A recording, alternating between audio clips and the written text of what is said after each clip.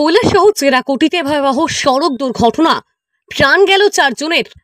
চেরাকুটিতে ঘটে গেল এক মর্মান্তিক সড়ক দুর্ঘটনা। বুধবার রাত আনুমানিক 12টা নাগাদ কুমারঘাটের দিক থেকে দ্রুত গতিতে আসা একটি ইনোভা, যার নম্বর TR02M0599 দাঁড়িয়ে থাকা পুলিশের গাড়িকে সজোরে ধাক্কা মারলে এই দুর্ঘটনাটি ঘটে।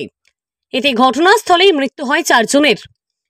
মৃতদের মধ্যে রয়েছেন ভগবাননগরের বাসিন্দা ও গাড়ি চালক সাজাত আলী, যিনি ইনোভা গাড়িটির মালিকও, আক্তার আলী, বনবীর শব্দকর এবং টিএসআর জওয়ান মিলন দেববর্মা, যার বাড়ি খোয়াই জেলায়। প্রত্যক্ষদর্শীদের ভাষ্য অনুযায়ী পুলিশের গাড়িটির একটি চাকা খারাপ হয়ে যাওয়ায় টিএসআর জওয়ানরা তা বদলানোর জন্য কাজ করছিলেন। সেই সময় দ্রুত গতিতে ছুটে আসা ইনোভা গাড়িটি প্রথমে মিলন দেববর্মাকে ধাক্কা মারে এবং পরে দাঁড়িয়ে থাকা পুলিশের গাড়িটির উপর আছড়ে পড়ে। আহতদের ঊনকোটি জেলা হাসপাতালে নিয়ে যাওয়া হলে চিকিৎসকেরা 4 জনকেই মৃত ঘোষণা করেন। ঘটনার পর গোটা এলাকায় নেমে এসেছে শোকের ছায়া। স্থানীয়দের একাংশের প্রশ্ন, এত রাতে গাড়িটি এত দ্রুত গতিতে চলছিল কেন? অনেকেই সন্দেহ প্রকাশ করেছেন গাড়িটি কোনো অবৈধ কার্যকলাপে লিপ্ত ছিল কিনা তা খতিয়ে দেখা দরকার। এসে যা দেখলাম, পুলিশ গাড়িটা ঠিক এই জায়গার মধ্যে দাঁড়ানো ছিল।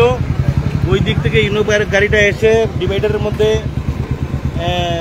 চার্জ করে এবং এই গাড়ির উপর দিয়ে লাফ দিয়ে গাড়ির উপর দিকে ড্রেনের মধ্যে পড়েছে। গাড়ি যখন কন্ট্রোল হারিয়েছে তখন একজন টিএসআর ছিল, টিএসআর জায়গাতে স্পট ডেড আমরা শুনেছি। আর ওই গাড়ি ইনোভা গাড়িতে যারা ছিল তারা সবাই মারা গেছে।